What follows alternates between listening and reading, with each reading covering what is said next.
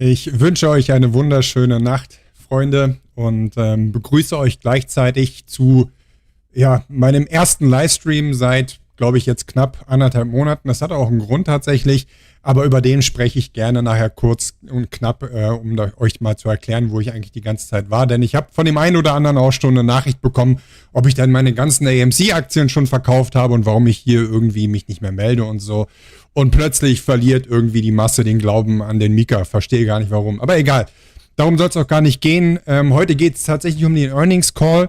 Und bevor wir losgehen, möchte ich euch jetzt gerne erstmal fragen, ob ihr mich gut verstehen könnt, weil ich weiß jetzt nicht, ob ich nach so langer Zeit immer noch alles mit der Technik richtig drauf habe. Und deswegen gebt mir mal kurz bitte einen Daumen hoch, ob ihr mich gut verstehen könnt.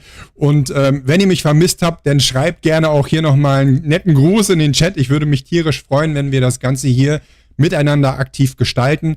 Und was uns heute hier so ein Stück weit erwartet, beziehungsweise was ich euch hier gerne mitgeben möchte, ist hier meinen Eindruck zu den Zahlen einmal gerne mit euch zu teilen und natürlich mal zu lauschen, was Adam Aron hier diesmal im Earnings Call zu teilen hat. Denn ich würde mir hier schon wünschen, dass hier eine schönere Aussicht in die Zukunft auch dargestellt wird, denn ich glaube, was wir jetzt unschwer auch an den Boxoffice-Zahlen erkennen können, ist die Tatsache, dass die Menschen gerne ins Kino gehen. Also wie viel Geld da gerade aktuell alleine durch den Besuch von Besuchern in den Kinos, die gerne Kinofilme schauen, in die Kassen gespült werden, ist unglaublich. Ja, das gucken wir uns jetzt gleich auch nochmal an, wenn wir uns kurz die Zahlen einmal um die Ohren schlagen. Also alles in allem muss ich gestehen, bin ich unglaublich positiv gestimmt, was die Zahlen angeht. Denn wir haben hier einen unglaublichen Sprung, nicht nur vom gleichen Quartal des letzten Jahres zum heutigen Quartal diesen Jahres, sondern wir haben einen unglaublichen Wachstumssprung vom letzten Quartal zu diesem Quartal. Also, dass das gut wird, war mir eigentlich bewusst, aber dass das wirklich so positiv ausfällt oder dass wir tatsächlich nicht einfach bloß irgendwie ganz knapp an der schwarzen Null entlang schrammen, sondern wirklich mal positive Net Earnings auch hier präsentiert bekommen. Aber noch viel schöner, die EBITDA-Zahlen, die sind unglaublich stark. Und was mich richtig froh gemacht hat, sind die Earnings per Share, die das erste Mal wirklich positiv ausgefallen sind. Jetzt fragt sich natürlich der ein oder andere hier an der Stelle, ja, warum jetzt sind hier die Zahlen so positiv, warum ist das denn jetzt hier so, dass der Kurs hier abverkauft wird und so weiter und so fort. Ich hatte dazu tatsächlich auch schon meine Meinung auch genannt, rein auf Basis meiner Erfahrungen, die ich in den letzten Jahren gemacht habe. Und hier muss ich ganz klar sagen, es ist natürlich auch eine Frage von, werden hier gute Zahlen präsentiert? Und vor allem, welches Unternehmen präsentiert diese guten Zahlen? Und wir wissen, dass AMC gerade ein Unternehmen ist, was ums Überleben kämpft und gerade alles dafür tut, um wieder in die richtige Richtung zu manövrieren. Und das tut es meiner Meinung nach wirklich sehr eindrucksvoll und auch gut, auch wenn die ein oder andere Sache hier auch vielleicht bei dem einen oder anderen hier noch übel aufstößt. Meinungen darf jeder haben. Ich würde mich einfach nur freuen, dass hier nicht einfach nur jeder irgendwie versucht, jeden anderen von seiner eigenen Meinung zu überzeugen, dann lebt es sich einfach auch entspannter. Aber ich bin der festen Überzeugung, dass hier zumindest das Unternehmen in die richtige Richtung geht, was wir allerdings nicht vergessen dürfen. Trotz der wirklich sehr, sehr guten Zahlen ist es nun mal leider immer noch so, dass noch sehr, sehr viel Ungewissheit in Bezug auf AMC ist, sehr viel Unsicherheit vor allem, gerade in Bezug auf das Gerichtsverfahren. Da sind noch einfach zu viele Variablen, die die Investoren und vor allem die Investoren, die wir brauchen, immer noch so ein bisschen zurückhalten. Ja, das dürfen wir nicht vergessen. Denn wenn Unsicherheit auf einem Unternehmen beziehungsweise auf einer Aktie herrscht, dann sind die Investoren natürlich auch geneigt, jeden Kursausschlag nach oben auch direkt wieder gnadenlos abzuverkaufen, weil da einfach, wie gesagt, Unsicherheit ist. Das dürfen wir bitte nicht vergessen. Deswegen hinkt auch der Vergleich so ein bisschen mit, ja, wenn Apple irgendwie gute Quartalszahlen präsentiert, dann geht der Kurs trotzdem, egal ob jetzt der Aktienmarkt rot ist oder nicht. Ja, aber Apple ist auch ganz entspannt in der Lage, all seine Zinsverbindlichkeiten, und Apple hat wirklich eine hohe Schuld. Ja, also die Schuldenbelastung bei Apple ist sehr, sehr hoch. Allerdings ist Apple in der Lage, die Zinsverbindlichkeiten ganz entspannt aus dem EBIT-Ergebnis zu finanzieren. Ja, und AMC ist es nicht. Also dürfen wir da bitte auch wirklich nicht Äpfel mit Birnen vergleichen und wir müssen ein bisschen differenzierter sein. Und ich glaube, inzwischen wissen wir alle, worauf wir uns eingelassen haben. Okay? So, also, wenn ihr Fragen habt, dann gerne in die Chats reinschreiben. Ich versuche hier wirklich jeden Chat zu beantworten, jede Frage zu beantworten. Und jetzt wollen wir mal gucken, wie weit der ganze Spaß ist. So, also. So, da ist jetzt noch Musik im Hintergrund. So, und jetzt würde ich gerne hier mit euch einmal kurz einsteigen in die Zahlen. Ihr könnt gerne mal, wenn ihr wollt, hier parallel einfach mal den Earnings Call im Auge haben. Ich habe jetzt hier noch 9 Minuten, um euch gerne noch mal ein paar Zahlen hier um die Ohren zu ballern.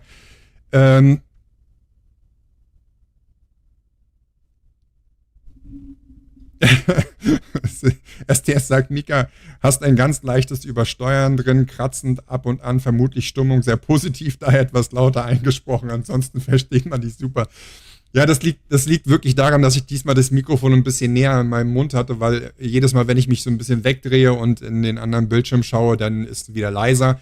Es sei mir verziehen, ich muss mich da erstmal wieder ein bisschen reinfuchsen. So, jetzt gucken wir mal in die Zahlen rein und ich möchte euch gerne hier einmal kurz auch im Vergleich zeigen, was ich hier so positiv finde. Also erstmal ist natürlich unglaublich positiv, dass wir hier ein Umsatzvolumen von 1,347 Milliarden US-Dollar haben. Das ist grandios. Ich finde das mega geil. Ja. Im Vergleich zum selben Zeitraum im letzten Quartal ist das eine Steigerung.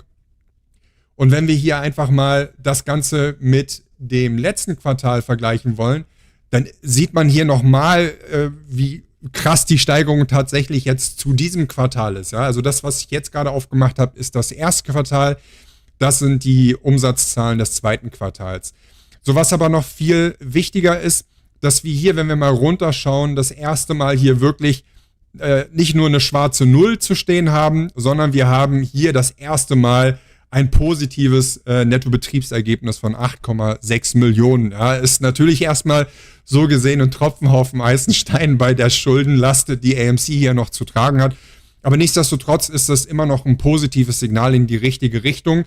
Und wenn wir das jetzt einfach mal vergleichen auf das zweite Quartal im letzten Jahr, dann ist die Steigerung enorm. Ja, da war noch eine Negativ-Netto- Schuld von 121,6 Millionen US-Dollar zu verbuchen. Und wenn wir uns das mal aus dem letzten Quartal betrachten, dann ist die Steigerung tatsächlich noch viel krasser, weil hier hatten wir nämlich im letzten Quartal 235,5 Millionen US-Dollar negativ. Okay? Also, egal wie wir es drehen oder wie wir es wenden, wir haben auf jeder Ebene, ob auf dem kleinen Timeframe oder im Vergleich zum letzten Jahr des Quartales, haben wir wirklich gute Steigerungen. Und der nächste Punkt, der natürlich sehr positiv ins Auge sticht, ist hier das positive Ergebnis bei dem Gewinn pro Aktie. Ja. Mag jetzt für den einen oder anderen wieder sehr wenig aussehen, 1 Cent Gewinn pro Aktie. Grob wie gesprungen, ich glaube, um die wirklichen Beträge geht es jetzt erstmal auch gar nicht, sondern hier geht es bei AMC vorrangig darum, ob wir hier eine kontinuierliche und vor allem eine saubere Steigerung der Ergebnisse und eine gesunde Entwicklung des Wachstums hier auch sehen. Und natürlich geht es hier in erster Linie noch um den sogenannten Path to Recovery. Ja? Also AMC ist immer noch in einer Phase, wo es sich von nicht nur der Pandemie erholen muss, sondern eben halt auch vielleicht von dem Missmanagement, was im Vorfeld auch im Zuge des Expansionsgedanken in dem Fall auch erwirtschaftet worden ist. Okay? Also hier geht es in erster Linie natürlich darum, um halt auch der Außenwelt ein bisschen zu suggerieren, hey, schaut mal, es geht in die richtige Richtung und wir haben es jetzt zumindest das erste Mal seit langer Zeit mal geschafft, wieder sowohl bei dem Nettoergebnis positiv zu sein, als auch bei dem Gewinn pro Aktie. Ja? Und wir können uns tatsächlich auf der Meldung hier, auf der Quartalsmeldung hier einige Zahlen angucken, die hier wirklich sehr positiv sind. Aber was ich auch sehr, sehr beeindruckend fand, ist hier die Besucherzahl, ja, und hier bei 66,368 Millionen Besuchern ist das schon eine wirklich, sage ich mal, beachtliche Leistung. Also gerade im Vergleich zum letzten Quartal, wo wir alle schon sehr euphorisch waren, dass die Besucherzahlen hier gut gestiegen sind, ist das hier auch nochmal wieder schön getoppt worden. Also egal, welche Zahlen wir uns angucken, wir haben hier wirklich konsequent Steigerungen.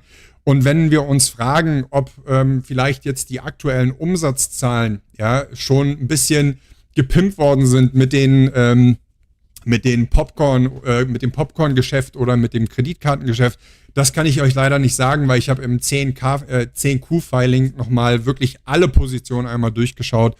Und da ist explizit eigentlich nichts dergleichen alleine aufgestellt worden. Und deswegen würde ich mir jetzt einfach auch vom CEO wünschen, dass natürlich sind die Zahlen, ich sehe auch hier in der Diskussion im Forum, hier im Chat schon wieder, dass der ein oder andere wieder was zu meckern hat, aber egal. Es geht ja jetzt letzten Endes bei AMC nur noch darum, dass eine Zukunft projiziert wird, dass eine Aussicht projiziert wird, die andere und neue Investoren auch attraktiv finden und sie vielleicht motivieren, in das Unternehmen zu investieren. Ja? Und das möchte ich gerne von Adam Aron hören, weil die Zahlen sind bekannt, dazu braucht er jetzt nicht mehr viel sagen. Ja? Die kann man sich auch in den ganzen Filings selber reinziehen. Also hier geht es jetzt für mich tendenziell eher darum, wie er die nächsten Quartale oder die nächsten vielleicht das nächste halbe Jahr oder die nächsten 12 Monate sieht, weil das ist entscheidend. Gerade wenn wir uns jetzt in Richtung Rezession bewegen, muss jetzt deutlich werden, ob hier immer noch positive Aussichten sind und ob wie der ein oder andere jetzt schon festgestellt hat, ob das ganze Thema vielleicht Schauspielerstreik jetzt hier doch nochmal reinhaut, ja. Aber die Boxoffice-Zahlen, die sind schon mal für das Q3 gar nicht mal so negativ. Ja, also ganz im Gegenteil, da gucken wir aber nachher auch noch mal rein, wenn wir uns auch noch gleich im Anschluss den AMC-Chart anschauen. So, da ist immer noch Musik. Und jetzt würde ich mich natürlich sehr freuen, wenn ihr alle einmal zusammen jetzt hier, wenn euch bisher das Erzählte oder die Information oder zumindest meine Stimme, wenn ihr sie schon lange nicht mehr gehört habt, vermisst habt, dass ihr mir jetzt hier nochmal einen Daumen hoch gibt für den Algorithmus und hier gerne auch nochmal eure Gedanken zu den Zahlen auch einschreibt. Und ich würde mir jetzt schon mal wünschen, dass ihr bitte darauf achtet, dass wir hier einen respektvollen Umgang miteinander pflegen.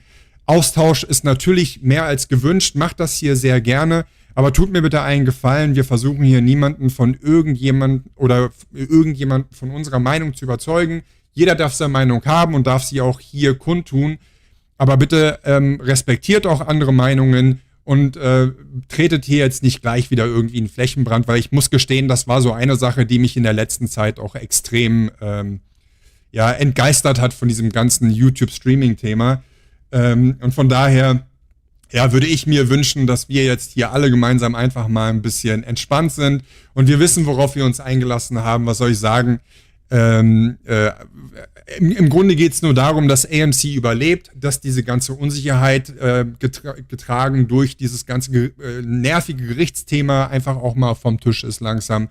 Und wenn da diese Beständigkeit auch drin ist und die Masse eben sieht, das geht in die richtige Richtung, dann können wir uns eigentlich mehr als sicher sein, dass der Aktienkurs auch einen sauberen Weg nach oben nehmen wird. Ja?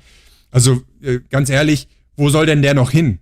Ja, also die Frage dürfen wir uns mal stellen. Der Kurs wird besser, beziehungsweise die Zahlen werden besser, die Entwicklung wird besser und trotzdem findet der ein oder andere immer noch was Negatives daran auszusetzen. Also von daher einfach entspannt bleiben. So, da ist immer noch Musik. So, und falls ihr euch fragt, wo ich jetzt die ganze Zeit war, ich möchte euch das natürlich nicht vorenthalten. Ich habe jetzt 1,5 Monate tatsächlich wie ein Besenkter an meiner eigenen Homepage gearbeitet. Ich habe das lang genug vor mich hergeschoben und habe da eigentlich auch Hilfe gehabt. Das war dann alles irgendwie ein bisschen zu langsam. Dann musste ich da noch mehr Zeit investieren und habe dann letztendlich Tag und Nacht an der Homepage gesessen. Die Grundstruktur steht. Ich bin unglaublich stolz, denn ich habe absolut keine Ahnung von dem ganzen Thema Homepage und so weiter. Dafür ist die, wie ich finde, aber sehr schön geworden. Und wenn ihr wollt, in der Beschreibung findet ihr auch die URL, also den Link zu der Homepage. Guckt da gerne mal hin. Meldet euch auch gerne für den kostenlosen Newsletter an. Da werde ich euch auf dem Laufenden halten über kostenlose Workshops, Webinare und natürlich Blogbeiträge, die dem einen oder anderen vielleicht gerade in Bezug auf Vermögensaufbau helfen werden. Guckt da einfach mal rein. Lasst mir gerne auch vielleicht auf meinem Twitter oder auf meinem Instagram auch mal ein Feedback da, wie ihr es findet, wo ihr vielleicht auch den einen oder anderen Fehler gefunden habt. Ja. Würde mich freuen. Das ist hier die Seite financefocus-academy.de. Ich würde mich freuen, wenn ihr euch da einfach mal durchklickt. Wie gesagt, sie ist noch nicht fertig, aber ich denke, im Laufe der nächsten Zeit wird da der Content nach und nach nachgeliefert. Ja, also guckt euch das gerne mal an, was ich jetzt in den letzten 1,5 Monaten fabriziert habe. Und ich glaube, es geht auch langsam los, denn es ist 23 Uhr. Good afternoon. I'd like to welcome everyone to AMC's second quarter 2023 earnings webcast. With me this afternoon is Adam Aron, our Chairman and CEO, and Sean Goodman, our Chief Financial Officer.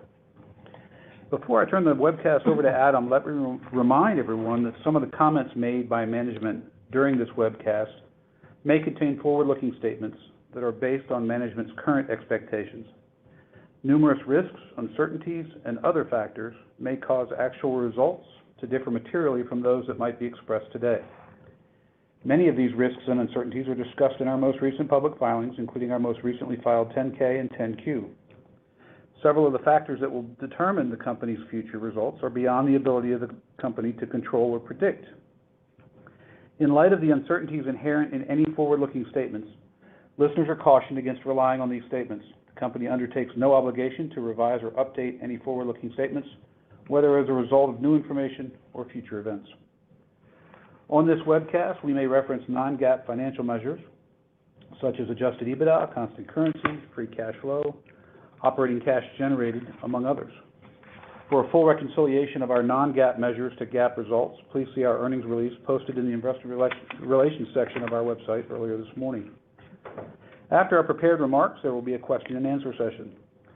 This afternoon's webcast is being recorded and a replay will be available in the Investor Relations section of our website at amctheaters.com later today. With that, I'll turn the call over to Adam. Thank you, John.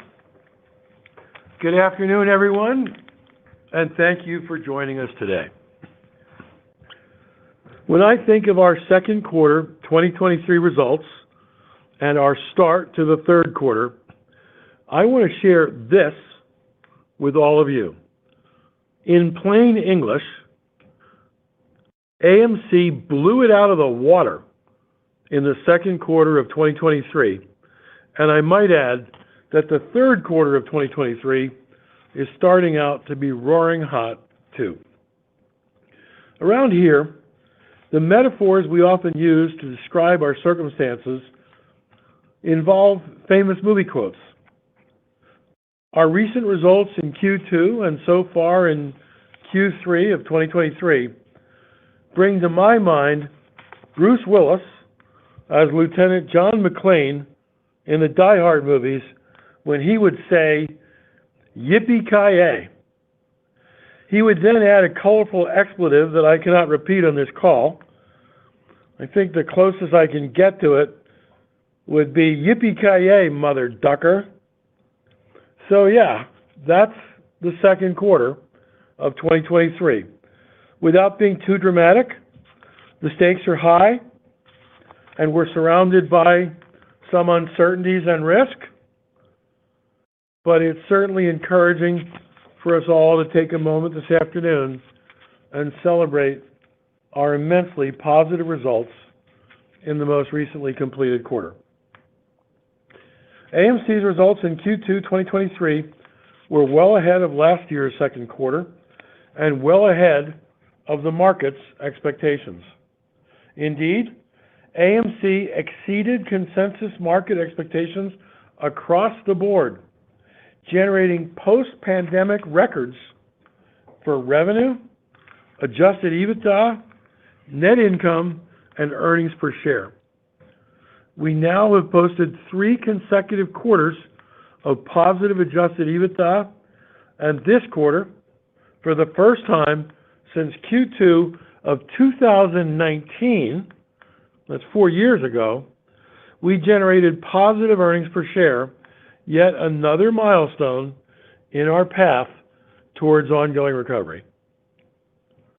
While we still have much work ahead of us on this front, AMC's glide path to eventual recovery continued with significant pace in the second quarter of 2023 as our results set new records and represent AMC's strongest second quarter in 4 full years. Following an impressive start to the year in the first quarter of 2023, the second quarter yet again showed great progress. AMC saw more than a 12% growth in attendance, more than a 15% growth in total revenue, and a 71% increase in adjusted EBITDA compared to the second quarter of 2022 last year. Indeed, adjusted EBITDA in the second quarter of 2023 was $182.5 million, the highest such quarterly figure for AMC since the fourth quarter of 2019. Our ongoing progress is obvious and ever so encouraging. Combining AMC's commitment to innovation with a notable increase in both the number and the quality of movie titles from our studio partners, movie theaters are once again captivating audiences and driving an audience and attendance back to theaters in general, and especially at AMC, we're driving audiences and attendance back to AMC theaters.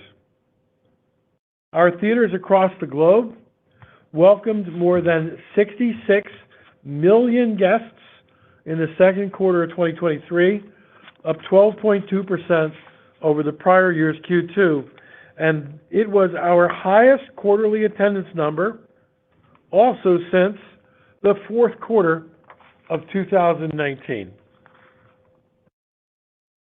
Let's use the second quarter domestic industry box office as a proxy for the size and the improving health of our industry overall.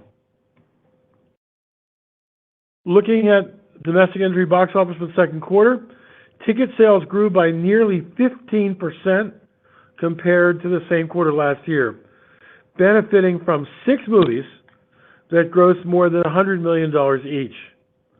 Anchored by Super Mario Brothers and franchises such as Guardians of the Galaxy, Spider-Man, Fast and Furious, Transformers, and The Little Mermaid. These titles provided compelling movie-going experiences.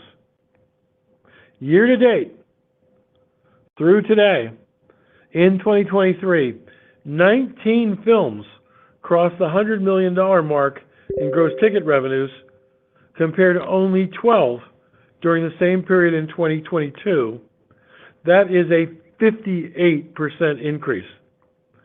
And the total number of wide-release films grossing more than $5 million also continues to rise, from 24 in Q2 of 2022 to 36 in Q2 of 2023. That's a 50% increase. One area that has far exceeded pre-pandemic norms has been AMC's per-patron revenue. AMC moviegoers are consistently seeking out the most immersive sight and sound experiences, especially important to AMC, as we offer more premium large format screens than any other exhibitor. You know what premium large format screens are: IMAX, Dolby Cinema, and our various house brands, including Prime at AMC and iSense in Europe, among others. Demonstrating how significant these premium large format screens are to AMC's success, the so-called PLFs represent only 5.3% of our total screens globally, but an astounding 19% of our second quarter ticket revenues. AMC's imaginative offerings at our concession stands and in our dine-in theaters also helped AMC to generate in the second quarter for food and beverage revenues per patron $7.36 a head. That is within 1 penny of our all-time high watermark for food and beverage spending per patron. Considering the enormous operating margins in our food and beverage business, this is contributing meaningfully to AMC's improving profitability. But to me, perhaps the most surprising second quarter statistic of them all is this one.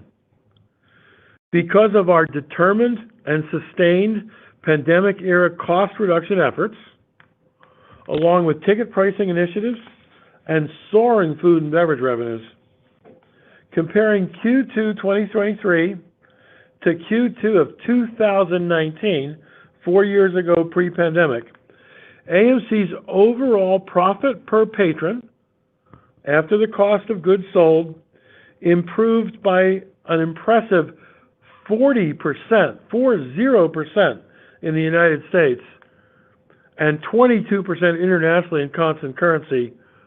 Put those together, that's a 36% total global increase in our profitability per patron in constant currency. And if the Q2 domestic industry box office wasn't enough to lift our spirits and bolster our path to recovery, the month of July, the first month in Q3, was the highest grossing month for AMC in 12 years. And it was the second highest grossing box office month ever in our 103-year history. As you know, this performance in July was driven by the resounding success of titles such as Sound of Freedom, Mission Impossible: Dead Reckoning Part 1, Oppenheimer, and for all of you dressed in pink, Barbie, among other titles. In the United States, the July box office represented a 5.8% increase compared to the pre-pandemic July of 2019, and a 20% increase compared to last year's July. For AMC globally, these milestones translated into July of 2023 being the highest revenue month for our company in our entire 103-year history. The first week of August is continuing with an incredibly strong showing, with the domestic industry box office about double that of last year. This all speaks to what we at AMC have said time and time again. Studios are masterful at storytelling, and when they have great stories to tell, they are best showcased, in the words of Nicole Kidman, as dazzling images on our huge silver screens. Here at AMC, those stories are perfect and powerful, and audiences are flocking to our AMC theaters in the United States and our Odeon cinemas in Europe and our AMC cinemas in the Middle East as a result. Looking forward to the rest of 2023, we have a slew of exciting movies yet to be released this year. They're coming. And barring complications to the timing of film releases due to the uncertainties arising from the writers and actors strikes currently well underway, unfortunately, we have good reason to believe that the second half box office will continue to show real strength this year. Even so, we will not get to 2019 pre-pandemic levels for this full year, 2023, but there is a clear trajectory upwards. Our hope is that COVID-19 is but a bad ancient memory by 2024 or 2025, even though as much as some of you hate it when I say the words COVID, we are still dealing with the aftermath of that pandemic. Now, at this point, I'll pass the webcast over to our CFO, Sean Goodman, to provide more details on our financial results, after which I'll return to talk about some of our ongoing initiatives and AMC's plans for the future, as well as taking some of your questions. Sean? Thanks, Adam. Thanks, everyone, for joining us this afternoon.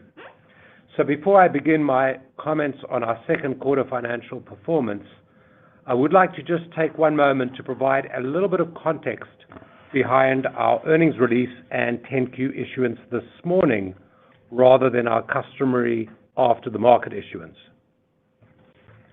As you know, the Delaware Court is currently in the process of reviewing our proposed shareholder litigation settlement. A ruling by the court prior to the issuance of our 10Q could constitute a post-balance sheet event that might require an adjustment to our financial statements and thereby a possible delay in our regulatory filings and earnings release. So to avoid any such risk of a delay and the possibility of thereby missing our filing deadlines, we decided to release our results for the second quarter before the market opened this morning. Okay, so now on to our results for Q2, our strongest quarter post-pandemic and a clear sign of our ongoing recovery. 2023 has continued to see box office recovery, $1.7 billion in Q1 and now $2.7 billion in Q2. For the first half of 2023, the box office is now up approximately 20% from the same period last year. And remember, the first half of 22 was up almost 4 times from the same period in 2021. With attendance growth of 12.2% and revenue growth of 15.6% compared to the second quarter of 2022, we grew our adjusted EBITDA by 71% to a post-pandemic record of $182.5 million. This illustrates the operating leverage that is inherent in our business model. For the quarter, we achieved positive earnings per share for the first time since Q2 of 2019. Now, granted, it's a small positive number, but for those of us who have been working tirelessly for AMC to recover from the depths of the pandemic, it is yet another milestone along our recovery. In the North American business, total revenue increased by 19.8% compared to Q2 of 2022. This was driven by an attendance increase of 15%, admissions revenue per patron increase of 2.2%, and food and beverage revenue per patron increase of 9.2% to a record all-time high of $8.22, surpassing the previous record that was set just last quarter, and an amount that is 47.3% above pre-pandemic Q2 2019. In the international business, on a constant currency basis, total revenue increased by approximately 1% compared to Q2 of 2022. This was driven by an attendance increase of 4.6%, admissions revenue per patron decrease of 1%, and food and beverage revenue per patron increase of 6.5%. International food and beverage revenue per patron for the quarter was 34.5% above pre-pandemic Q2 of 2019. It's worth noting in the international business that during the quarter, we saw a 27.6% decline in other revenue. This decline is associated with relatively high levels of gift card and package ticket expirations, and also relatively high theater rental income, all in the prior year period, and associated with the impact of the COVID-19 pandemic on our business. As the industry box office continued on its recovery trajectory, our revenue growth in the quarter was enhanced as guests responded favorably to our targeted marketing campaigns and increasingly adopted our industry-leading app.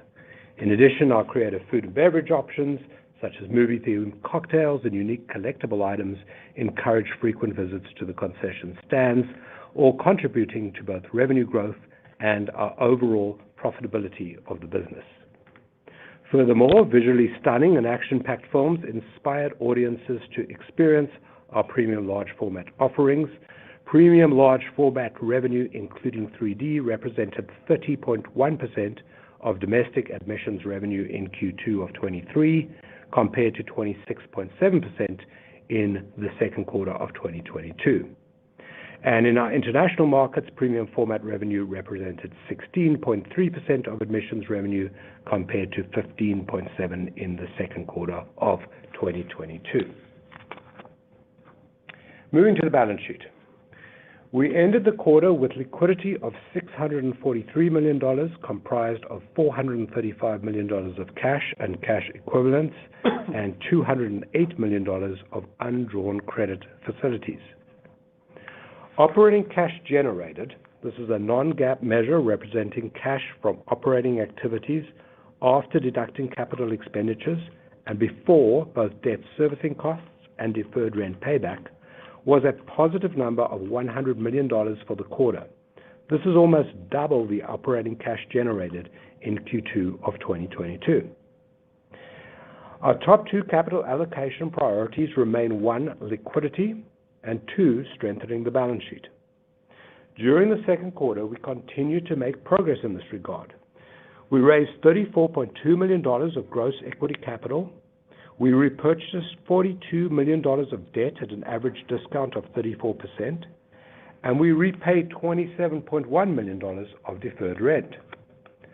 The deferred rent balance at the end of the second quarter was $96.5 million, and we plan to reduce this balance by another approximately $40 million by the end of this year. So this year to date, we've raised $189 million of gross equity capital. We've lowered the principal value of our debt by $245 million through debt repurchases or exchanges of debt for equity, and we have repaid $61 million of deferred rent. Adding that all up, we've reduced our liabilities by $306 million thus far in 2023, and a total of $689 million since the beginning of 2022. In addition, we began the third quarter of 2023 with a purchase of yet another $24 million of debt during the month of July at a discount of approximately 28%. CapEx for the quarter, net of landlord contributions, was $46.6 million, and we expect net CapEx in 2023 to be in the range of $150 to $200 million. During the second quarter, we also continued to actively manage our theater portfolio. We added 2 new theaters and we closed 16 theaters. So this brings the total number of locations closed since the pandemic began to 152 locations, and the total new locations opened to 57, for a net reduction of 95 locations. And note that the combined 57 new locations continue to outperform the 152 closed locations prior to their closings. The pandemic almost crippled our business. Since then, we have made enormous progress in enhancing the moviegoing experience at AMC. This has resulted in very meaningful improvements to our per-patron profitability metrics. At the same time, we've also maintained strict cost and capital expenditure discipline. And because of our actions and a rapidly recovering industry box office, our revenue and our adjusted EBITDA have shown strong growth. And we have also been very active in the capital markets. We've taken opportunities to strengthen our balance sheet and to prepare AMC for a bright future. With the post-pandemic record-breaking second quarter behind us, our recovery to date is clear. However, we're not yet ready to declare victory. The box office remains around 16% below pre-pandemic levels, and there's some downside risk with the ongoing screenwriters and actors strikes. And with our fixed cost structure and relatively high debt servicing costs, these are exacerbated by interest rate increases over the last 17 months, we continue to burn cash on the bottom line. Based on what we know today, we're optimistic about the remainder of the year, and we believe that the 2023 box office could exceed 2022 by more than 20%. However, if the strikes are prolonged, or if our ability to access the capital markets is constrained, then our ongoing recovery glide path and our ability to continue to take the necessary actions to strengthen our balance sheet and to ensure a full and sustained recovery may be in jeopardy. And now I'll hand the webcast back over to Adam. Thank you, Sean. I'd like to give you all a brief update on 7 specific items related to some of our thinking, as well as our exciting ongoing initiatives and our current plans. First, on liquidity. We've made many public statements throughout this year and again in recent weeks that AMC has skillfully charted our way through turbulent waters at a time when several of our most important competitors failed, and that we watch our liquidity position very closely. We've made it clear that our strategy first is to survive and then to thrive. Of course, we are heartened by the fact that we had $643 million of liquidity at the end of the second quarter of 2023. But some who follow us closely nonetheless underestimate the potential for cash burn in the seasonally weaker winter months. This is especially true given the uncertainties of the writers' and actors' strikes, since no one knows when they will end.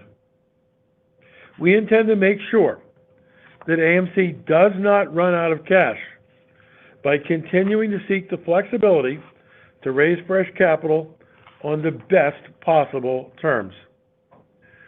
Our highest obligation to stakeholders is to avoid the pitfalls that sank others in our industry into financial ruin. Second, on balance sheet management. In the second quarter, we methodically raised $34 million of equity and retired $42 million of debt. Sean, in his remarks, gave a lot of other statistics, various time frames of how much equity we raised and how much debt we retired. I am particularly intrigued by this statistic, which you haven't heard yet on the call. Since the creation of the APE preferred equity units in August of 2022, about a year ago, AMC raised $418 million of equity and retired $548 million of debt, including deferred rent. Needless to say, this is very helpful as we contemplate our current liquidity profile. Third, on so-called PLF screens, premium large format screens. As I mentioned earlier, a PLF screen grosses about 4 times a regular non-PLF screen. So it's kind of obvious that we're happy that we have more PLF screens than any other movie theater company in the world. And assuming that we have sufficient cash reserves to invest in growth initiatives in a big way, which at the moment we do not, but we could, looking a little further forward, assuming we have sufficient cash reserves to invest in growth initiatives, we would intend to add a significant number of additional premium large format auditoriums to our system. Fourth, on innovative theater programming. Over the past 2 years, we have experimented with sports programming and have featured great musical artists on our big screens. We will continue to look for opportunities to expand those innovative efforts. Fifth, on popcorn. Our new lines of ready-to-eat and microwave popcorn for the home are literally flying off the shelves at Walmart stores throughout the United States and on Walmart.com. They were launched in March and April of 2023, and we would describe sales as being brisk and pleasantly ahead of our expectations. So much so that we are now looking seriously to expand into other grocery chains and other retail outlets.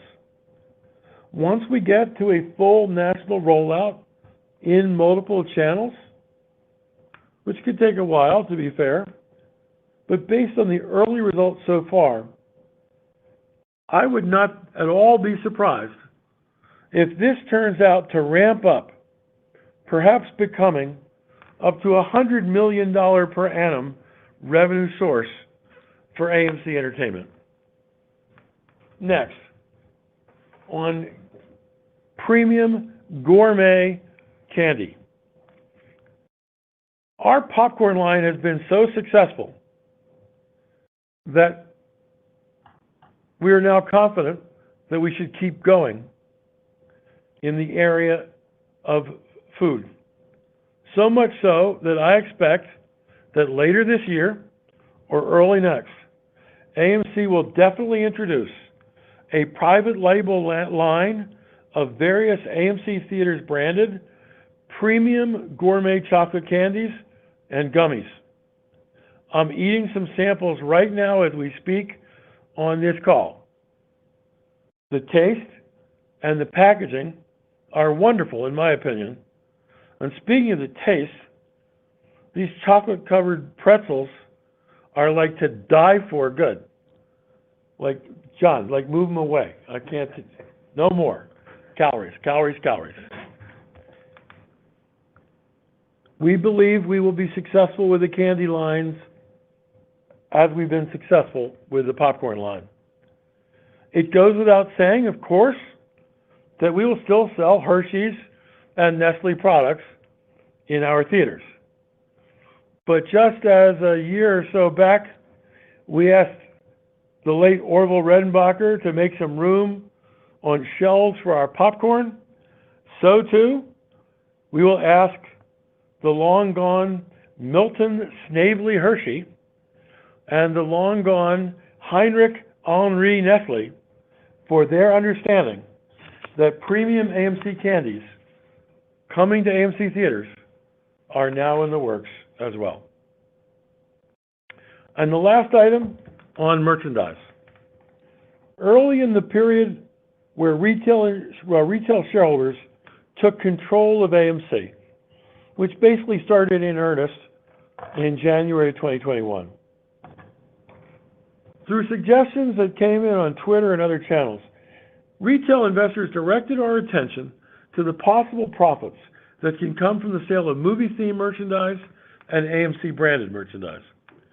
We've had meaningful successes in this area, especially with our collectible popcorn vessels, sold almost weekly in quantities of between 25,000 and 100,000 units almost each weekend at prices that have ranged from about $20 to about $65 each. We plan to significantly expand our merchandise efforts in 2024 and beyond, with a greater variety of items and a larger available quantity of items for sale. It is not uncommon today for us to sell out of some of our movie-themed merchandise in the opening weekend of a movie's release. Movies run a lot longer than the first 72 hours, and I think our merchandise business would expand if we have greater supply to sell. In closing these remarks, I'd like to address directly the millions of our AMC shareholders, so many of whom pay attention to what I say on Twitter and to these earnings calls. In a tweet yesterday, I expressed my sincerest possible gratitude for all of your support. If you read my Twitter feed, though, as I do, you'll see there's a lot of light, but also a lot of heat directed my way. That's okay, I have broad shoulders, and the variety of views comes with the territory when there are so many voices and so many opinions. as I read these inbound comments, I see that some who care about our company deeply still don't get the nuance of our current circumstances, or wish that I would just cheerlead only the good news. But that's not what CEOs are supposed to do.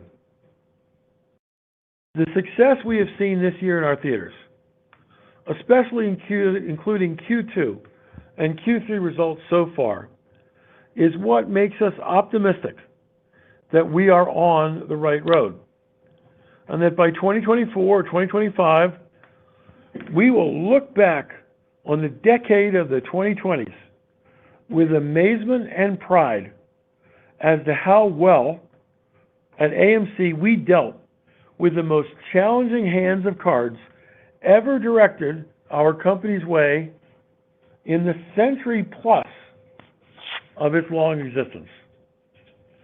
But despite that medium-term confidence, in the short term, and some of you don't like to hear this, but in the short term, AMC has some serious liquidity issues to solve. We should not oversimplify that it will be easy to overcome the obstacles and hurdles in our path. However, this AMC management team has proven over the past few years that AMC is highly able in liquidity management. So I have every confidence that we will continue to execute well to do what is needed. To the extent humanly possible, I am determined that at AMC, we will rise to every and to any challenge. Thank you for listening. Sean, let's now move to questions, both from shareholders and from industry analysts on the call. Thanks, Adam. So quite a few questions from shareholders here. First question relates to our strategic direction, and the question is, what are the top priorities for AMC both today and in the future? Are we considering M&A opportunities? You know, so some of you have asked me on Twitter, like, why are we still talking about COVID? And that's because in the movie theater industry, the industry-wide box office, which is the basic size of our industry, is still below 2019 levels. And that's a lingering problem, because if you look at the box office, 2017, 2018, 2019, this industry was sized for about an $11.5 billion box office. And in 2020, it was $2 billion. 2021, it was $4.5 billion. 2022 was $7.5 billion. This year, I hope it hits $9.5 billion. Might hit more, might hit less. We won't really know till the end of the year. It's going to be a lot more than 2022. But we're still down below pre-pandemic norms. And I remember when we shut our theaters in March of 2020, and people were predicting we'd be back to normal at 4 to 6 weeks. Our theaters were shut for 5.5 months. Some of our theaters were shut for almost a year. And the box office fell by more than 80% that year. And it still was, way below pre-pandemic levels. Even now, 3 full years later. So we've had to adjust our strategy because the movie theater industry has come back slowly. And so our strategy has become survive, then thrive. We have had to take the steps to make sure this company survives. And not all companies in our industry can say that. Other companies with big brand names, both big chains that you would recognize and small chains that had a cult following, in some markets in Texas and California, they went bankrupt. And a lot of their theaters didn't reopen. So first we have to survive. And as I said, we like the results in April, May, June, July, and August of this year are fabulous. So I think we're going to start to move from the survive phase to the thrive phase. To make sure we get there, and you've been hearing me say this as a broken record for 2 years now, but especially in the last year, we must be able to raise capital if we need to. Because the dumbest thing we could ever do as a company is run out of cash. And other companies in this industry have run out of cash. And some of the armchair quarterbacks on Twitter who give me advice every day, if I'd followed their suggestions, we would have run out of cash a long time ago, or if I follow their suggestions now, we'll run out of cash soon. So the most important thing as part of the strategic direction of this company is make sure that we have ample cash reserves to outlast the aftermath of the pandemic. Because I've already said, in 2024, 2025, it's going to look pretty bright. But if we were to run out of cash before we get to 2024 or 2025, that would be a disaster. And that's a disaster that I simply will do everything in my power to make sure that this company avoids. So when we talk about strategic direction, I think that we've got to make sure that we put this company in a position to be able to raise capital. That's what the shareholder vote on March 14 was all about. Next, as we have sufficient cash to survive to the glory days of 2024 or 2025, there are a lot of things that we can do with that cash. Because right now, Sean said we've taken our CapEx spending down to $150 to $200 million a year. 3 or 4 years ago, we were investing $500 million of CapEx a year in our business. Right now, it's prudent to husband cash, to save cash, so that we don't run dry.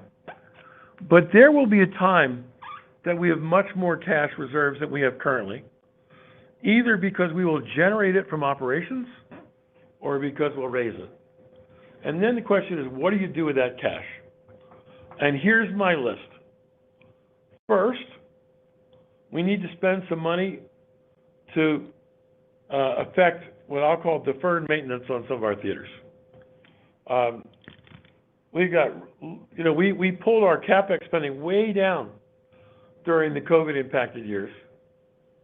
And we've seen examples of leaking roofs and breaking air conditioners and boilers that provide heat in the winter that are towards the end of their life cycle, and they're just breaking.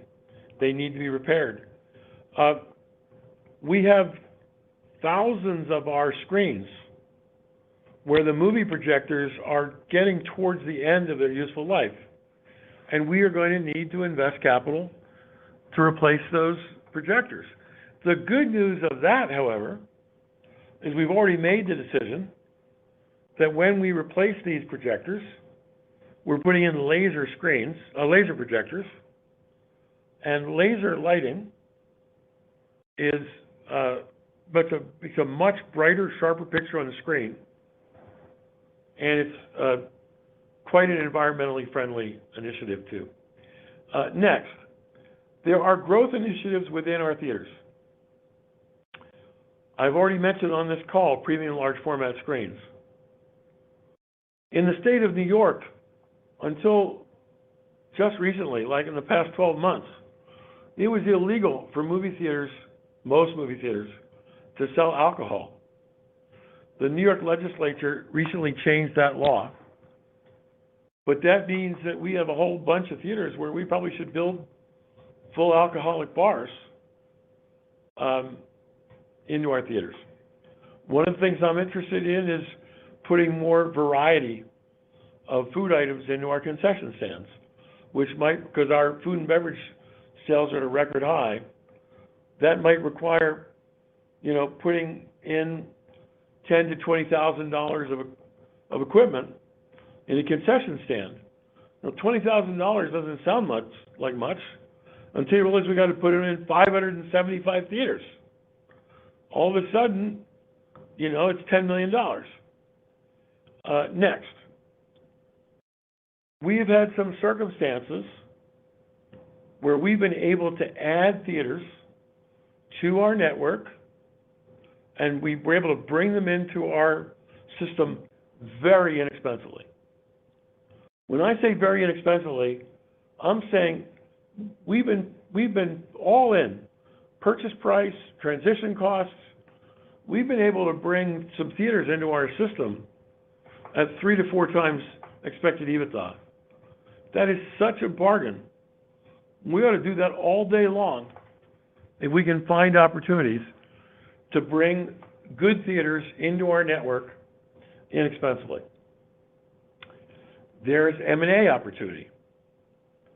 And there's 2 kinds of M&A opportunity, right? There's just buy some movie theater chains, if we can do so, and I want to emphasize this, if we can do so at a bargain basement price. I have no desire to pay up to bring movie theater chains into our network. But if we can get them at a cheap price, that's value creation for our shareholders. And if we're going to raise a lot of cash, maybe we can do some transformative M&A as well, where we can look to expand to being something more than just a pure movie theater play.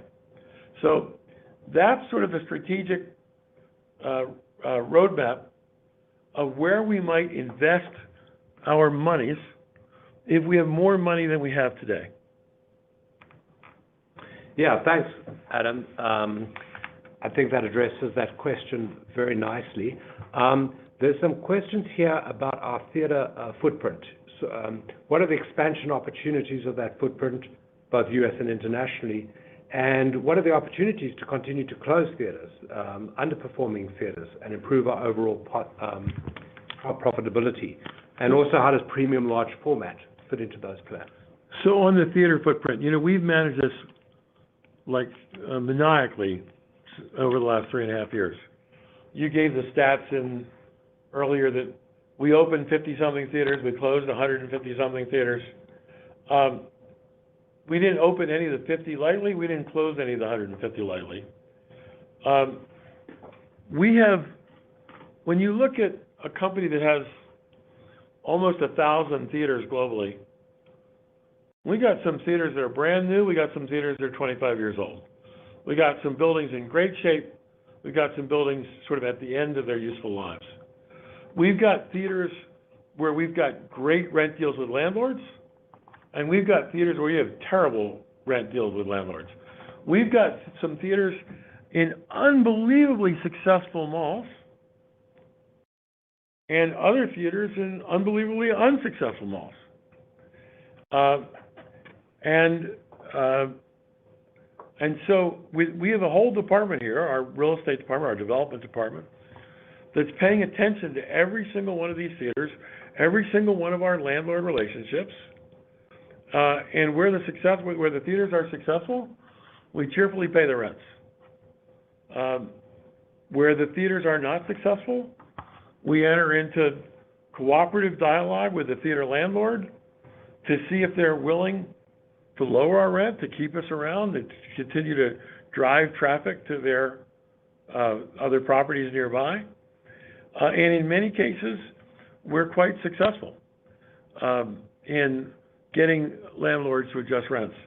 In addition to that, I would say we have spectacular relationships with all of the large mall operators in the United States, the Simons, the Brookfields, the Westfields, and a whole slew of other theater owners.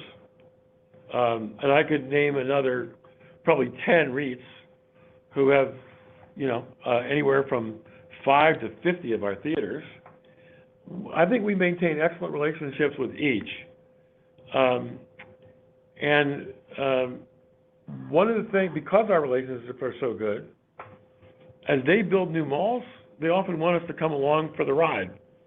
Westfield just opened up a beautiful new mall in Topanga, to the northwest part of Los Angeles. And that theater that we opened there is already one of the 20 most profitable theaters we have in the United States. It opened in the past year. A year and a half back, actually I think it's 2 years back now, we brought in the Grove, an Americana brand in LA and in Glendale, in Southern California, at Rick Caruso's retail establishments. The Grove is now the third most profitable theater in the entire United States for AMC. So that's an example of a theater that we brought into the network just in the past 2 years. And we continue to talk to landlords all over the place that we're ready, willing, and able to bring theaters into our system if we can do so on good economic terms. And as an example of that, literally just in the last 2 weeks, we brought a theater into our system in Reading, Pennsylvania. It's not exactly as big a market as downtown Los Angeles. But that's a theater where the seats were already reclined, and that theater enjoyed a 65% market share of its surrounding communities. And we got a very attractive price that brought that theater into our system quite reasonably. So we are continuing to look at pruning our system downwards, where we have underperforming theaters and can't renegotiate rents. We're looking to keep our theater network the same size it is today by renegotiating rents. And we're looking to grow our theater network as our theater landlords want to take us where they go. And then, of course, I mentioned there's always M&A opportunity as well, but there's nothing immediately on the horizon to report on that front. Thanks, Adam. Let's talk a little bit about food and beverage. There are quite a few questions about that because it's been enormously successful for us post-pandemic. Question here about plans to potentially expand the menu offering at theaters, or plans to open restaurants at a theater, or take food orders directly from the seats. So, look, this is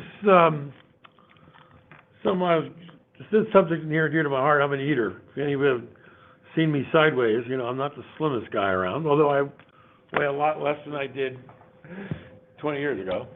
And no more chocolate-covered pretzels. Or the chocolate-covered almonds are pretty good. That's good. Anyway, I think AMC was leading the way before the pandemic in having the biggest variety at our concession stands. Remember, we introduced something called feature fare all across the system here in the United States, where we made a lot of progress and variety. We put in as a brand standard for all AMC theaters in the United States, Coke Freestyle machines. I counted more than 140 flavors come out of those Coke Freestyle machines. I think that's an enormous advantage for us over theater chains, which still are offering 8, 12, or 14 flavor choices. Those Coke Freestyle machines don't come cheap, but I think that was a very smart investment for us. But then COVID hit. And when we came out of COVID, we came back with a very limited menu, which we tried to grow back to sort of the feature fare levels. But then came supply chain shortages. And then came labor shortages. And all of a sudden, some of our more complicated items were difficult for our staff at the concession stands to execute, which then would slow down delivery, which would lengthen lines at the concession stand. And you're always trying to balance variety of items against speed of purchase in a concession stand, because no one wants to wait in a long line. I don't blame them for that. And I'd say where we are today is we're back up to about 80% of the feature fare variety at the height of where we were in 2018. And in talking with our food and beverage department, they'd like to see our variety of items expand up to feature fare levels, within 12 months of today. But, that was just talking about variety of menu items. But when you look at the success of our food and beverage effort, remember, let's use United States numbers. Pre-pandemic in 2019, we were doing $5 a head in per patron food and beverage spending. In the United States, we're doing over $8 of food and beverage spending today per head. That is a staggering increase when you realize that if you take out only cost of goods sold, so this isn't the labor at the concession stand and not the capital cost, the equipment and stuff, but just like the cost of the syrup and the cost of the corn and the cost of the hot dogs and the rolls and the nachos and all this stuff, the candy that we sell. Like, we have more than an 80% margin in our food and beverage business. And for our food and beverage business to be up as much as it is, 736 was the number globally in the second quarter. This is a staggering success for us.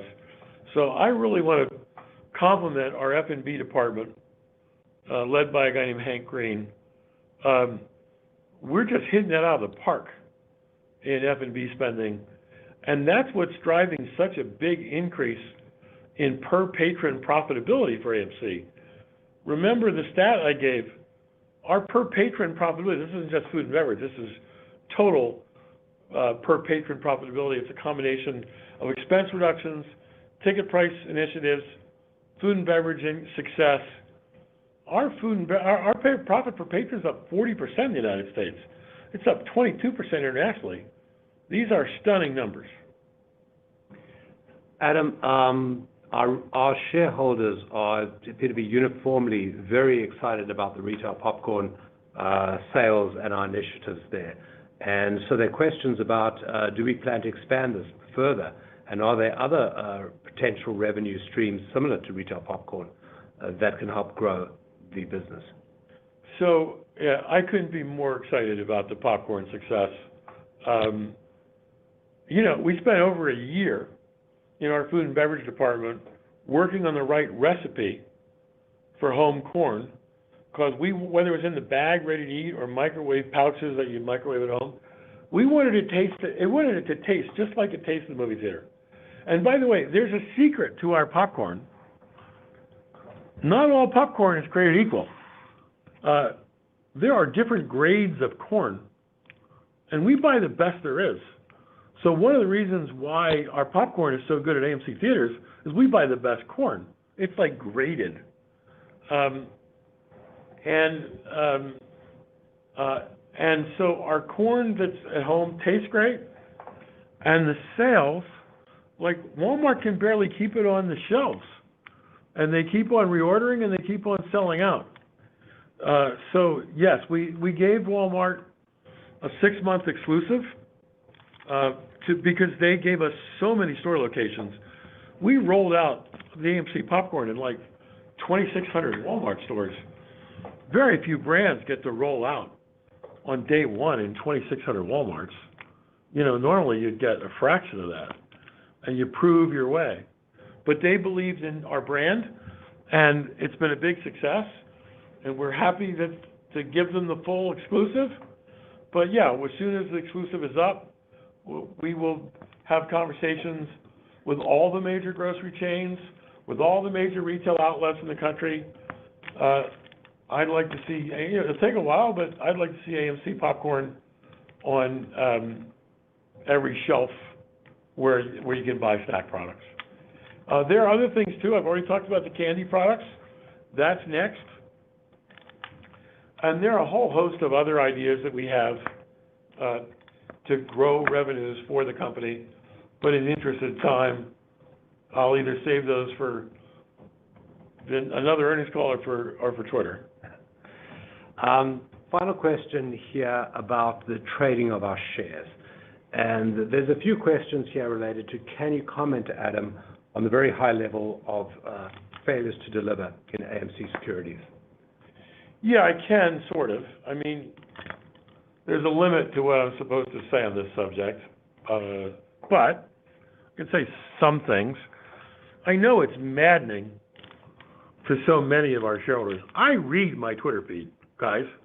I know what you think. I know what you say, because I get thousands of messages a day. And since, for those of you who didn't send Elon Musk his $8 a month for a blue check mark, since you're limited to a couple hundred characters, you can read a tweet pretty fast. I know you're really frustrated by the high number of FTDs. And as many of you, not all of you know, but as many of you know, an FTD is a failure to deliver a share within the normal trading closing cycle, which is within two business days of the trade. And so, if someone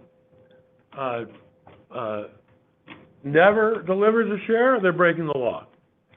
But if they deliver the share 3 days late, one day late, which is on the third day, they show up as an FTD in your eyes, but the trade did consummate. A little slow, but it consummated.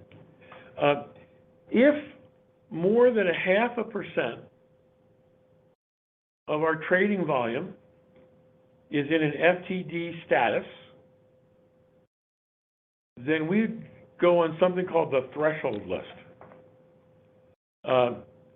And we've been on and off the threshold list many times in 2023, and for that matter, in 2022 as well.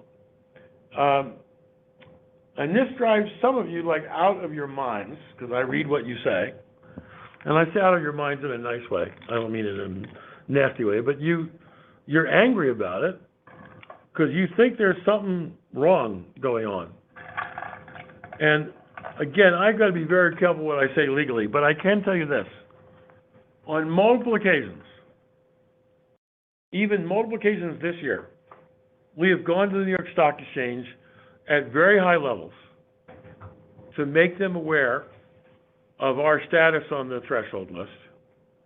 And similarly, we've gone to FINRA, which is the regulatory body of the public markets, and we are voicing your concerns. And unfortunately, I know many of you would like to see the results of what they send us back. It's not so easy for us to share that information with you. But we're aware of the concerns, we're aware of them ourselves, and we are taking them to the appropriate regulatory bodies.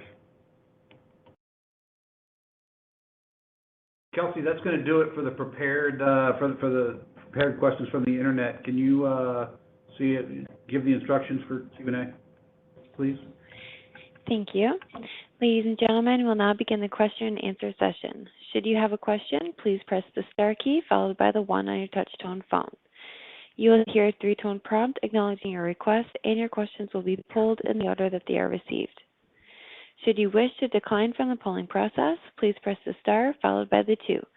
And if you are using a speakerphone, please lift the handset before pressing any keys. One moment, please, for your first question.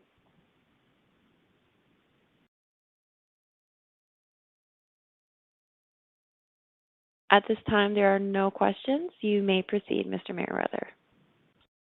We are after 5 o'clock, which is supposedly our cutoff. So I'm going to thank everybody for joining us today and leave you with a couple of thoughts. One, we had a fabulous quarter in the second quarter of 2023, and July was gangbusters, and August is gangbusters so far. And for those of you around the country who are listening in the United States, it's really hot in the United States right now. Most of our theaters are quite cool, and they have some really good movies on the screen. So if you haven't gone to see Sound of Freedom, or Mission Impossible Dead Reckoning Part 1, or Oppenheimer, or Barbie, or Haunted Mansion, or all the other wonderful movies that are out, go to an AMC theater near you. We'd love to see you in our theaters. Thank you for joining us today. Ladies and gentlemen, this concludes your conference call for today. We thank you very much for participating and ask that you... So, gib mir mal kurz ein Feedback und ein Zeichen, ob ihr noch am Leben seid oder ob ihr schon eingeschlafen seid. Und wenn ihr mich verstehen könnt, dann seid so lieb und gebt mir hier nochmal ein kurzes Feedback, ob man mich gut verstehen kann. Und ich möchte euch jetzt hier ganz kurz und knapp mal ein paar Sachen mitgeben, die ich hier sehr spannend fand und möchte sie euch mal in meinen eigenen Worten hier wiedergeben, auch wenn sie nicht zu 100% hier mit den Worten von Adam Aron einherging. Ich glaube, das, worüber ich im Grunde auch schon die ganze Zeit gesprochen habe, ist das, was Adam Aron hier jetzt auch des Öfteren einfach mal ganz klar betont hat. Hier geht es nicht einfach nur darum, dass die Zahlen gut sein müssen oder sonst irgendwas, sondern hier geht es in erster Linie um das Überleben für das Unternehmen und das begründet er damit, weil er hier ganz klar sagt, so, jetzt sieht man mich auch besser, weil er hier ganz klar sagt, die guten Zeiten, also die fetten Jahre für AMC und für die Kinobranche werden erst 2024 und 2025 stattfinden. Ja. Nur bringt es dem Unternehmen nichts, wenn es bis dahin es nicht schafft zu überleben. Ja. Und deswegen ist Liquidität hier alles. Und wenn man sich, und das hat er eben halt in dem Fall auch genauso gesagt, wenn man sich in dem Fall betrachtet, dass natürlich die Quartalszahlen für dieses Quartal unglaublich gut waren, ja, und das erste Mal ein positives Nettoergebnis auf der Uhr stand, ist nichtsdestotrotz immer noch durch die hohen Zinsverbindlichkeiten, die ja in den vergangenen Monaten tatsächlich auch gestiegen sind, durch die erhöhten Zinsen, durch die Zentralbanken, ist es eben so, dass trotz alledem immer noch ein Cashburn stattfand. Das dürfen wir an der Stelle bitte nicht vergessen. Und mit den ganzen noch nicht angetasteten Kreditlinien, die AMC hat und das Cash on Hand, liegen aktuell irgendwo, ich habe jetzt gerade die Zahlen nicht vor meinen Augen, aber irgendwie sind es mit den Kreditlinien 630 Millionen US-Dollar, die das Unternehmen noch an der Stelle zur Verfügung hat, um vielleicht schlechten Zeiten noch zu überstehen. Wenn man jetzt auf der anderen Seite vielleicht noch im Hinterkopf behält, dass wir aktuell den Drehbuchautorenstreik haben und den Schauspielerstreik, ja, dann ist das natürlich auch nochmal ein gewisses Unsicherheitsthema, wo sich vielleicht auch ein Unternehmen, was abhängig ist von dieser Sparte oder von diesen Berufsgruppen, vielleicht überlegen sollte, ob nicht noch ein bisschen Cash mehr oder weniger auf der Hand sinnvoll wären. Ja? Also vielleicht seht ihr das auch nochmal aus der Perspektive von, das Unternehmen ist immer noch nicht profitabel, auch wenn wir das erste Mal wirklich seit 2019 positives EPS haben, positives EBITDA und jetzt eben halt auch net positives Umsatzergebnis. Das ist alles schön und gut, aber es besteht immer noch ein Cashburn. Das dürfen wir nicht vergessen. Ja? Und ich glaube, wir müssen jetzt einfach mal verstehen, auch wenn alle immer schreien, more as voraus, ja, es bringt uns vielleicht, ich bin tatsächlich auch nur wegen dem MOAS da. Nichtsdestotrotz ist es für mich auf der anderen Seite natürlich auch wichtig, dass das Unternehmen überleben kann oder die Chance hat zu überleben, damit ich MOAS überhaupt in der einen oder anderen Richtung auch noch erleben kann. Ja? Ob das jetzt am Ende noch bis 10.000, 100.000 geht oder nicht, spielt für mich an der Stelle auch keine Rolle mehr. Hauptsache, wir kriegen unseren Short Squeeze, weil die Shortquote einfach immer noch exorbitant hoch ist. Und da interessiert es mich auch immer, ehrlich gesagt, auch gar nicht mehr, ob die Shortquote, die wir nicht sehen, noch höher ist oder nicht. Also alleine die Tatsache, dass so eine hohe Shortquote gerade noch existiert, heißt für mich schon, dass die Chance auf hohe hohe Kursstände durchaus gegeben sind. Aber es bringt uns allen einfach gar nichts, wenn das Unternehmen vorher Bankrott einreichen muss, ja? Also in die Insolvenz gehen muss. Und das betont er hier das ein oder andere Mal, abseits von natürlich der euphorischen Stimmung der guten Zahlen, ist es natürlich so, dass das im Vordergrund steht. Und das sollten wir vielleicht auch langsam verstehen, aber darüber rede ich auch schon die ganze Zeit oder habe auch vor meiner kurzen Zwangspause auch das ein oder andere Mal darüber gesprochen, dass das ein wichtiger Aspekt ist, den wir bitte nicht vergessen sollten. Ja? Und ich habe auch hier im Chat auch gesehen, da war der ein oder andere, der gefragt hat, ja, jetzt kann er ja Dividenden zahlen. Ja?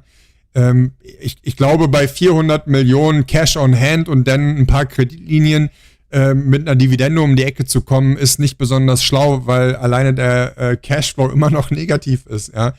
Und wenn man auf Dividenden aus ist, sollte man sich einen Dividendenzahler haben, der die Dividenden ganz entspannt aus seinem Cashflow, ob das jetzt nun der operative Cashflow, sinnvoll wäre der operative Cashflow oder der Free Cashflow, ja. Und wenn ein Unternehmen eben die Dividenden aus dem Cashflow alleine bezahlen kann, ja, dann sind die auch gesichert, beständig und können stetig gesteigert werden. Nun ist das Cashflow-Prinzip bei AMC aber negativ. Also wo sollen die Dividenden herkommen? Ja? Also bevor ihr wirklich halt einfach so eine Parolen raushaut oder irgendwie More ass to the moon schreit, bitte macht euch vielleicht einfach nochmal Gedanken darüber, wie die Zahlen aussehen. Natürlich sind sie schön und natürlich sind sie gut, aber es gibt noch die ein oder andere Sollbruchstelle, die einfach weg muss. Ja? Und da machen die gerade sehr, sehr viel. Und auch wenn er nicht mit konkreten Zahlen zu Popcorn rauskommt, hat er doch schon das ein oder andere dadurch auch ein bisschen durch die Blume verlauten lassen.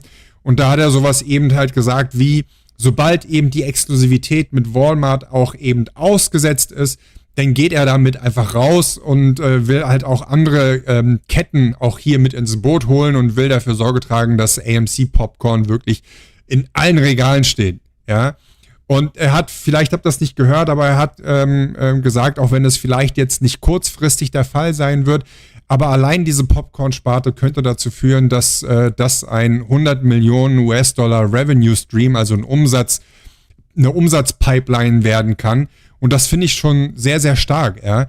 Also das, auch wenn das jetzt hier vielleicht für den einen oder anderen noch nicht viel klingt, aber wenn wir jetzt in die nächsten Quartale gehen, ja, und diese Exklusivität ausgestanden ist und ich glaube, jeder von uns weiß, dass die US-Amerikaner sehr entspannt sind, was das ganze Thema Süßigkeiten und Snacks angeht, ja, dann kann ich mir gut vorstellen, wenn da die anderen großen Einzelhandelsketten auch ins Boot geholt werden, dass da der Umsatzfluss tatsächlich auch nach oben skaliert werden kann, ja, und vielleicht auch ein bisschen potenziert, ja, also dass da so ein kleines exponentielles Wachstum auch passieren kann. Und dazu muss erstmal diese Exklusivität, was die Walmart sich in dem Fall hier gesichert hat mit AMC, muss erstmal auslaufen. Ja. Dann hat er noch was zu dem ganzen Thema Süßigkeiten, ja, eigenes Süßigkeiten-Brands gesagt, hat er ja von geschwärmt, hat auch während des Earnings Calls auch noch mal ein bisschen davon gefressen, ja.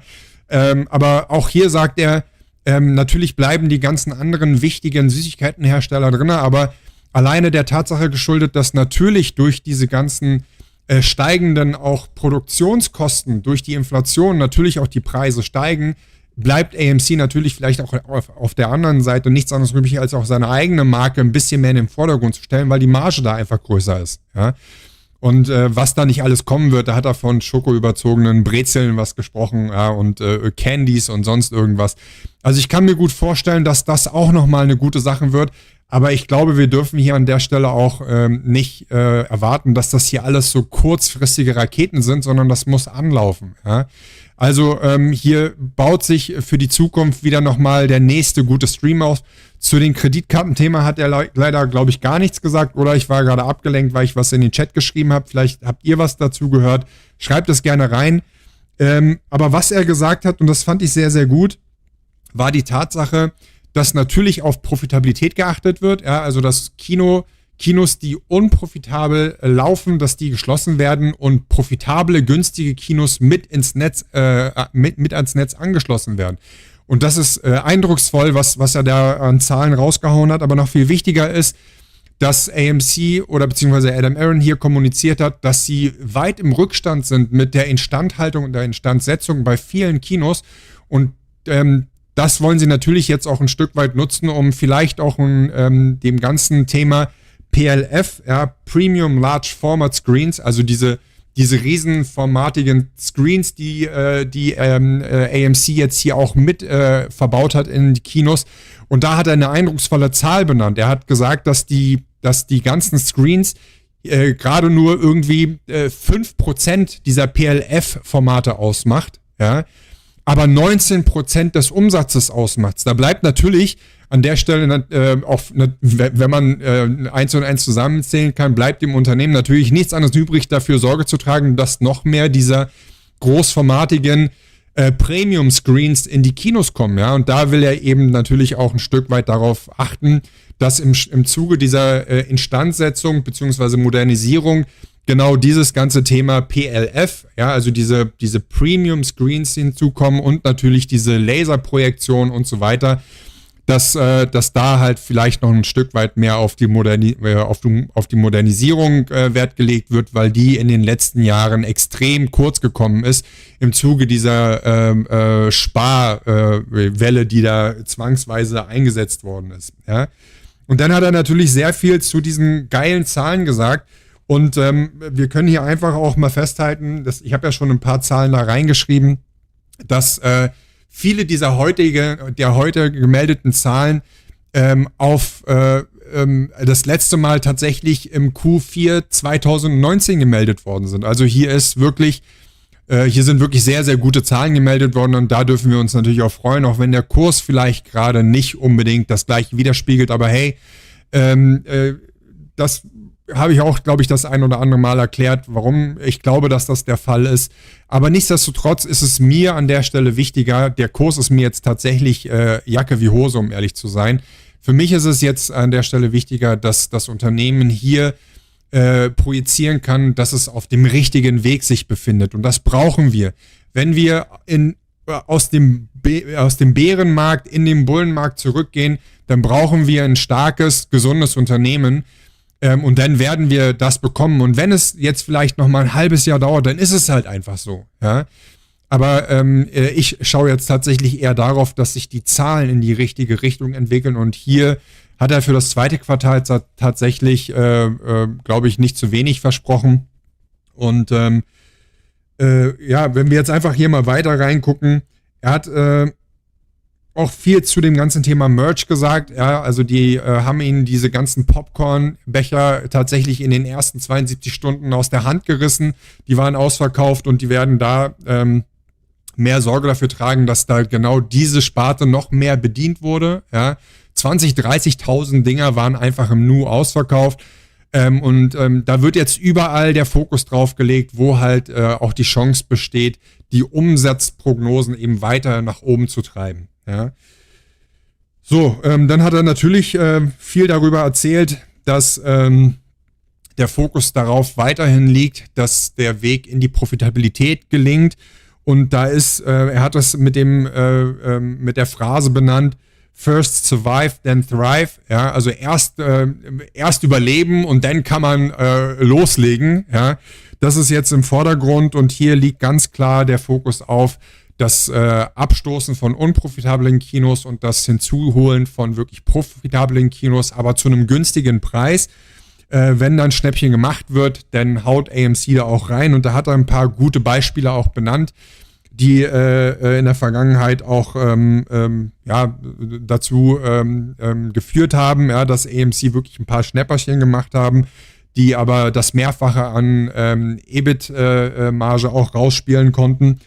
Und weiter hat er gesagt, dass eben diese Rentabilitätsansprüche, die hier AMC gerade verfolgt, weiterhin auch getragen werden durch eben Nachverhandlungen mit den Vermietern, ja, dass der ein oder andere Mietvertrag natürlich immer noch ein bisschen hart ins Portemonnaie greift und da wird auch weiter verhandelt. Also ich glaube, AMC kämpft gerade hier an allen Ecken und Enden und ich denke, dass es vielleicht einfach auch schön wäre, dass wir alle vielleicht auch die Efforts, sage ich jetzt einfach mal, des Unternehmens und des Managements in der Hinsicht auch mal vielleicht auch begutachten und nicht immer nur das bewerten, was im Grunde, worauf das Unternehmen keinen Einfluss hat. Also das Unternehmen hat wenig Einfluss auf den Aktienkurs. Das Unternehmen hat wenig Einfluss auf die FTDs. Dazu hat Adam Aron tatsächlich auch was gesagt. Ja? Er hat aber auch ganz klar betont, dass er auf Basis der Juristikative, also der juristischen kurzen Leine, an der so ein CEO hängt, nicht viel sagen kann. Aber was er sagen kann, ist, hat er ihm kurz erklärt, was FTDs überhaupt sind. Ja?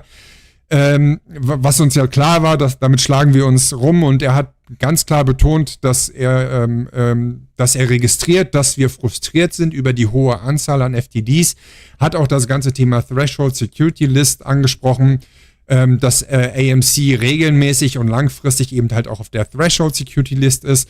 Was er sagen konnte, war an der Stelle, was ich auch schon gut finde, dass er das hier auch nochmal kurz anspricht in dem Rahmen, in den legalen Rahmen, in dem das ein CEO vielleicht machen darf, dass AMC sowohl an die New York Stock Exchange gegangen ist, als auch an die FINRA und hat da sie alarmiert, dass eben die FTDs und die Threshold Security List eben unannehmbar ist an der Stelle oder die Situation unannehmbar ist. Aber hat auch gleichzeitig gesagt, dass er die Antwortbriefe der FINRA und der New York Stock Exchange natürlich nicht mit uns teilen darf aufgrund irgendwelcher juristischen Hickhacks. Ja? Aber ja, das soll erstmal das Wichtigste an der Stelle gewesen sein. Also hier sind wirklich, ich kann für meinen Teil sagen, dass ich die Zahlen sehr beeindruckend finde. Ich kann wirklich nur jeden wärmstens ans Herz legen, dass er sich nochmal die Mühe macht, die 10 Qs und die 10 Ks hier einmal für sich, also die Filings, geht einfach auf Investor Connect, sucht die aktuellsten 10 Q-Filings und die 10 K-Filings. 10 Q ist an der Stelle sehr ausführlich, ja. Wer es ein bisschen ausführlicher mag, kann sich das Ding einmal reinziehen. Aber guckt euch das gerne mal an und macht euch gerne auch mal die Mühe und guckt euch das Ganze auf Basis des letzten Quartals an. Ja, da waren wir auch schon positiv gestimmt bei den guten Boxoffice-Zahlen. Und er hat tatsächlich auch erwähnt, dass Juli an der Stelle ein unglaublich starker Box-Office-Monat war. Ich glaube, so wie ich das verstanden habe, der stärkste seit, glaube ich, 4 Jahren oder so. Ja, korrigiert mich bitte, ich weiß nicht, ob ich die Zahlen jetzt hier durcheinander bringe. Ich finde das jetzt ja auch nicht in meinen Notizen so auf die Schnelle. Aber AMC ist sich an der Stelle, ist zumindest an der Stelle sehr positiv gestimmt, was die Box-Office-Zahlen auch in den nächsten Quartalen angeht.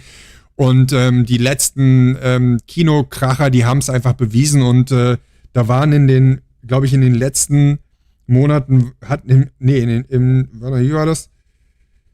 Wir hatten im zweiten Quartal waren 19 Filme, die 100 Millionen Dollar Marke überschritten haben. Ja, und das ist schon echt gut. Das dürfen wir an der Stelle vielleicht, auch wenn wir ein bisschen verwirrt sind von 300, 400, 500 Millionen Box-Office-Zahlen.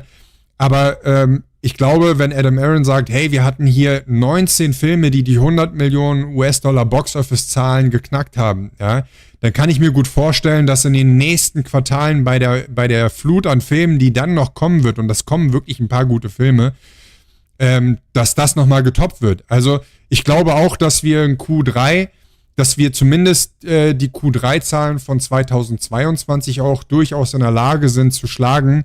Mal gucken, da sind ja ein paar gute Kracher in diesem Quartal dabei gewesen. Mal sehen, da kommen ja noch die ein oder anderen guten Filme auf uns zu für dieses Quartal, und dann lasst uns überraschen. Aber Fakt ist, AMC ist noch alles andere als gut dabei, was das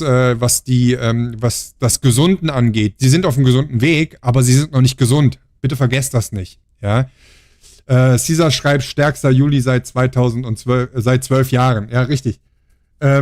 Ich meine aber die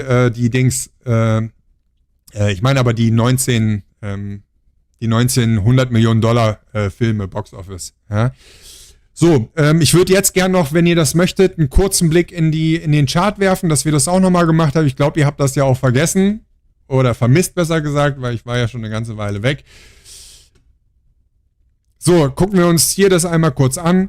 Ich denke, dass was man hier kurz und knapp sagen kann, ist ganz klar, wir befinden uns hier in einer ganz offensichtlichen Seitwärtsbewegung. Also egal, wie ihr das jetzt empfindet oder nicht, wir haben hier tatsächlich eine offensichtliche Seitwärtsbewegung, und die ist erst vorbei, in meinem Empfinden erst vorbei, wenn wir nachhaltig diesen grünen Bereich, der jetzt schon einfach mal so existent ist, ja, ich glaube, den habe ich jetzt die letzten 1,5 Jahre nicht mehr verschoben, ja, und den müssen wir reißen. Und ihr seht, dass das ziemlich gut korreliert mit der 200er MA-Linie. Okay, da müssen wir rüber. Und auch in der Vergangenheit sehen wir, dass diese nicht nachhaltig halten, dass wir diesen Bereich hier auch noch anlaufen. Ja, also da müssen wir drüber. Aber das Gute, was hier zumindest erkennbar ist, dass die Retracements, also dass die Korrekturniveaus, dass die kleiner werden, okay? Also, schlecht ist der Kurs nicht. Ja, auch wenn jetzt hier vielleicht der ein oder andere sich gewünscht hat, dass diese guten Zahlen jetzt hier in den Raketenmodus geschaltet haben. Aber dazu ist der Markt einfach nicht cool. Ja, so erstmal so viel dazu. Auf der anderen Seite ist, glaube ich, bei Ape das ganze Spielchen ähnlich. Ja, da haben wir ein ähnliches Szenario. Auch hier sehen wir, dass wir hier zwar aus dem Bereich ausbrechen konnten. Wir haben ihn jetzt einmal hier angetestet, hier ein zweites Mal angetestet, ein drittes Mal angetestet. Und wenn hier ein Support-Bereich dreimal hintereinander angetestet wird mit einer fallenden Tendenz, da bin ich schon wieder ein bisschen unentspannt, muss ich gestehen, weil das eher, wenn wir das aus charttechnischer Sicht betrachten, ist das eher ein negatives Zeichen. Ja. Aber auch hier wäre ich mir ehrlich gesagt nicht so sicher. Wir haben jetzt hier noch so viele Unsicherheitsfaktoren. Wir müssen jetzt erstmal darauf warten, was die Richterin hier für ein Urteil spricht. Und dann werden wir sehen, ja, wenn dieses Thema endlich durch ist, ja, und wir hier vielleicht die Möglichkeit bekommen, dass AMC gesund in der Lage ist, hier ein bisschen Geld klar zu machen aus dem Aktienmarkt durch die Ausgabe neuer Aktien, auch wenn der ein oder andere das nicht gerne hören möchte.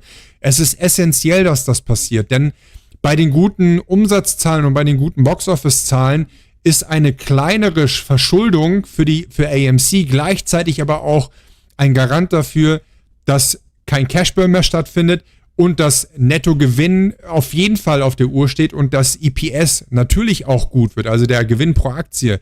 Das heißt, wenn so ein Umstand stattfindet, werden neue Investoren über kurz oder lang reinspringen müssen, weil AMC dann wirklich ein Schnapper ist. Ja? Also bitte verteufelt dieses ganze Thema RS nicht. Ja? Ich finde es natürlich auch nicht gut. Ein RS ist immer irgendwie ein bisschen tricky, weil man einfach nicht weiß, wo vorne und hinten ist und führt in den meisten Fällen auch bei einem nicht gesunden Unternehmen dazu, dass der Aktienkurs gut einbricht. Ja? Aber das Unternehmen ist in den meisten Situationen oftmals gezwungen, das zu machen. Und wenn wir betrachten, warum ein Unternehmen das machen muss, gibt es auf der einen Seite natürlich die Möglichkeit, dass ein Unternehmen das tut, um nicht die Liste zu werden, oder auf der anderen Seite, wie in AMCs Fall zum Beispiel, dass es in der Lage ist, Geld zu generieren. Ja? Wichtiges Geld, um eben seine Situation noch fester zu betonieren. Ja, ich wollte gerade sagen, wegbetonieren, weil ich mit meiner Frau einfach diesen Slang schon verinnerlicht habe von Teddy. Ja? Sie wollen den Umsatz einfach wegbetonieren. Ja? Also verteufelt das jetzt bitte nicht und macht euch jetzt, zumindest was der Kurs angeht, macht euch da nicht so kirre. Ja? Da sind noch so viele Unsicherheitsfaktoren. Wir haben äußere Faktoren wie den Markt, wir haben äußere Faktoren wie die Wirtschaft und wir haben äußere Faktoren wie Politik und geopolitische Themen. Also da ist einfach so viel Druck auf dem Aktienmarkt. Mal gucken, ja, und wir müssen jetzt einfach darauf warten, wann der Kessel endlich den Druck entlädt und wann der Pivot endlich stattfindet, aber dazu werde ich wahrscheinlich nochmal ein Video machen für euch, dass ihr das nochmal irgendwie nachvollziehen könnt. Ich werde das heute kurz halten mit der Chartanalyse, weil so viel gibt es ehrlich gesagt jetzt hier nicht zu sagen. Und verbleibe mit besten Grüßen. Ja, bevor ich euch ins wohlverdiente Eierchen schicke, würde ich mich freuen, wenn ihr nochmal einen Blick riskiert auf meiner Seite, die der Grund dafür war, dass ich 1,5 Monate knapp abstinent war mit YouTube. Schaut gerne mal rein, financefocus-academy.de. Den Link findet ihr auch in der Beschreibung. Ich würde mich freuen, wenn ihr da einfach mal drauf geht. Vielleicht euch auch für den Newsletter registriert. Keine Angst, ich bin ein bisschen schreibfaul, was das angeht. Deswegen, ich werde nur ein Newsletter rausschicken, wenn ich wieder neue Blogbeiträge geschrieben habe oder wenn ich irgendwelche Workshops oder sowas anbiete, ja, die auch kostenlos sein können. Schaut da einfach mal rein. Die Seite ist noch nicht ganz fertig. Ich habe mein Bestes gegeben, aber alle Inhalte sind noch nicht drin. Aber es wird jede Woche ein bisschen kompletter. Ja? Also in dem Sinne freue ich mich, dass ihr heute seit so langer Zeit mal wieder dabei wart. Fühlt euch gedrückt und habt eine gute Nacht. Euer Mika. Bis dann. Ciao, ciao.